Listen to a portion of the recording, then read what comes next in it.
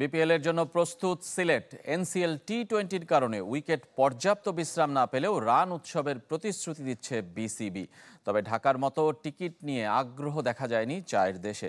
স্টেডিয়ামের জুলাই বিপ্লবের ছোঁয়াও দৃশ্যমান নয়। সিলেট থেকে রেদওয়ান শোয়েবের রিপোর্ট। এনসিএল টি-20-র ধকল গেছে সিলেটের দু ভেন্যুতে। ক্লান্ত উইকেটকে প্রাণবন্ত করার চেষ্টায় 2 সপ্তাহ সময় পায়নি মাঠ কর্মীরা। কিন্তু সাধারণত লাক্কাতুরা ব্যাটারদের জন্য পয়মন্ত। বিপিএল এ রান বন্যা অব্যাহত রাখার চ্যালেঞ্জ উতরে যাবে সিলেট, বিশ্বাস গ্রাউন্ডস ম্যানেজারের। এনসিএল এ কিন্তু প্রচুর খেলা ছিল, প্রায় 18 দিনে 32টা খেলা হয়েছে এখানে। তো সেই অনুপাতে বিপিএল এর তো ম্যাচের সংখ্যা কম। তো আমরা সেইভাবে উইকেট তৈরি করা হয়েছে যাতে দর্শক আনন্দিত হয়, ব্যাটসম্যানরা কমফোর্ট ফিল করে। সিলেটে পা দিয়ে বিমানবন্দর থেকে সোজা ভেন্যু পরিদর্শনে গভর্নিং কাউন্সিল সদস্য সচিব নাজমুল আবেদিন ফাহিম। প্রথম ম্যাচের সাক্ষী হতে চলেছে যে উইকেট, সেটা পরখ করে দেখেছেন খুব কাছ থেকে। আশাবাদী উপভোগ্য ম্যাচ আয়োজনে।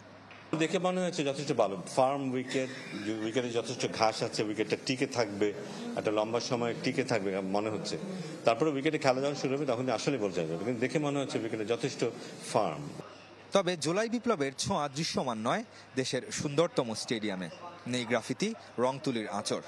তবে ছাত্র জনতার অভ্যুত্থানে আহতদের জন্য ব্যবস্থা রেখেছে বিসিবি। শহীদ আবু সাইদের নামে হয়েছে স্ট্যান্ড। যারা বিশেষ করে আহত হয়েছে তাদের জন্য একটা জোন আছে এখানে, এবং ডানা 36-এর ব্যাপারটা সেটা তো আছেই। আমার মনে হয় তাদেরকে আমরা সবসময় আমাদের সাথে রেখেছি। ঢাকার মতো টিকিট নিয়ে উন্মাদনা নেই সিলেটে।